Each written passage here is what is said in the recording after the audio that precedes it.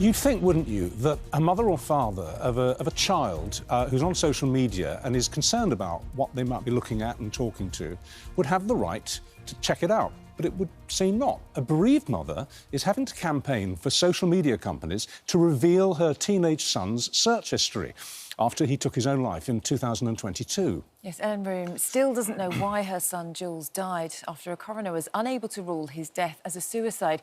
Jools' mum, Ellen, joins us now. Good morning to you. Hi. I'm so sorry. What a beautiful boy. You know, how heartbreaking for you. And to still not have answers must make it so much harder. It is. I think to lose a child under any circumstances is incredibly difficult. But to lose a child and think, why on earth is he not here? I'm just, yeah, it is. Because the thing is, this was a completely inexplicable death. Nobody has the faintest idea. No. Not family, not friends. The coroner couldn't make a decision. Nobody knows why. And therefore, you have every right to look for something that might give you a clue, or actually give you an explicit explanation for what happened. Can you just take us through how you've tried so far and how you've been denied to get access? So I was quite shocked. So when the police did their investigation and Jools died, we just put it into the police's hands and went with the flow of leaving it with them. And I now know that apparently the browsing data you can download from social media companies is only stored for 90 days. So Jools' phone, I'm not sure on the exact timescale, I think it was the August or September, so Jools died in April. So we were never going to have his full browsing data anyway when you press the download button to get it. So we did download something, but it doesn't give us the full history. And I wasn't strong enough until recently to say this doesn't... I've always been a bit of a fighter, so I'm determined that it just doesn't feel right. We should really make a difference and find out why. Well, what's the argument for keeping these accounts locked from you, his mother? Privacy? I actually don't know, and I've never got to the bottom of what law is stopping me having that. Why are they not giving me it? I don't understand. So interestingly now, because the coroner was unable to rule his death as a suicide, a coroner now could get access, couldn't they, to the social media records, but because of the So I went back to the coroner to ask that and said, I understand there's new powers that from the 1st of April you can get that access. But because Jools' inquest was closed before the 1st of April, then that doesn't fit.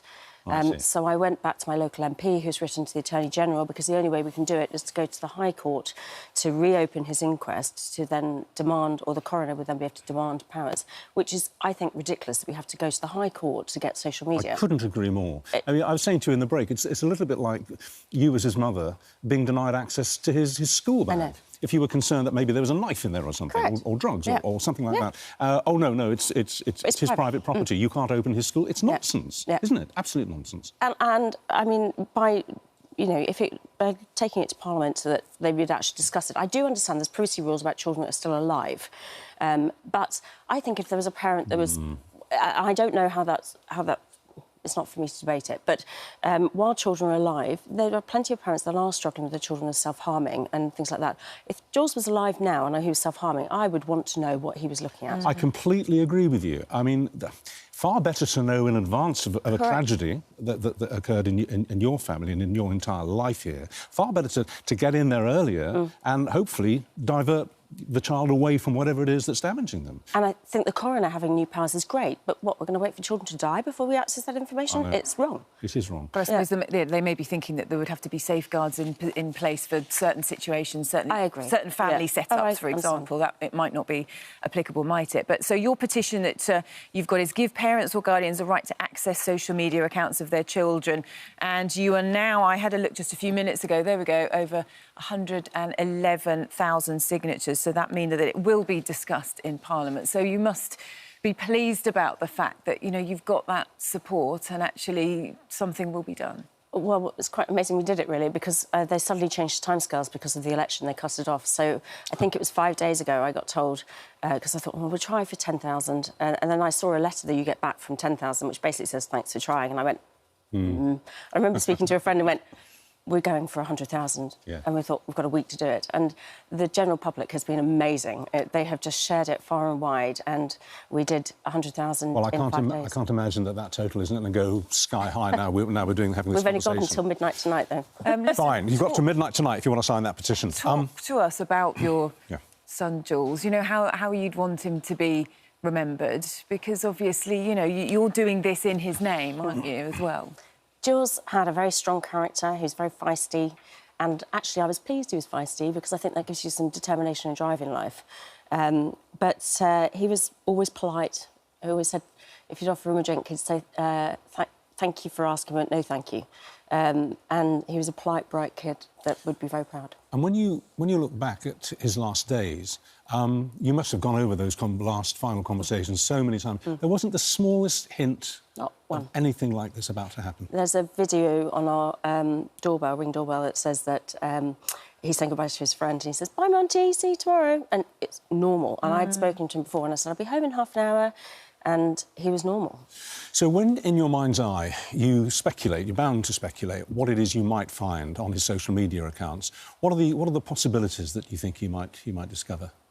Well, there's various challenges. Jools was the first to climb to a tree the highest he could go or something like that.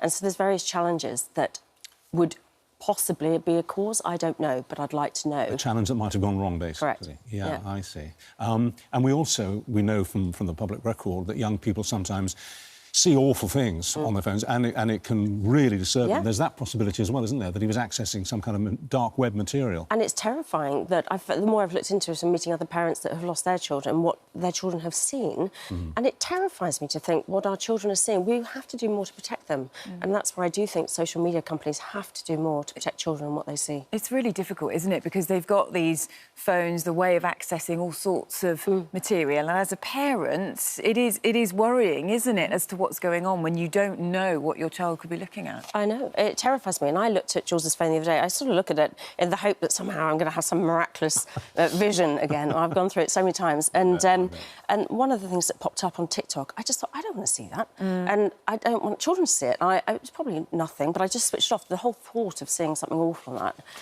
Well, in a different interview on this subject, we discovered that nearly half of primary school-aged children have seen things like beheadings. Awful. Can you imagine that? I mean, no. I've reached my age and I've never seen anything like that. I wouldn't want to either. But kids are sharing these images in the playground. They are seeing explicit images of this kind of terrible event. Look, we wish you all the best with the campaign. Thank you so much for coming. I can't believe it won't succeed because it is absolutely underwritten by common sense. Absolute common sense. And we hope that you find answers for what happened to your beautiful boy. Thank you. Just to say, a Snapchat spokesperson has said that we have extra protections for under 18s. We do offer parental tools so parents can see who their teens are communicating with and report any concerns. We support the aims of the Online Safety Act and are able to provide parents with access to data once we've followed legal steps to verify their identification. So that's the statement from Snapchat. TikTok has contacted Ellen about arranging a meeting, and they don't want us to give any details about that before they've spoken to you first. So there's a sense of maybe of movement here. I had an email yesterday, which I haven't had time to respond to, with some timescales, so I'll go with them. Yeah. Hopefully there's progress from that point of view. Keep us in the loop on this. We'd love to talk to you again as things develop. And we should just say, if you have been affected by any of the issues that we've been discussing, you can find advice and support at itv.com/helpline.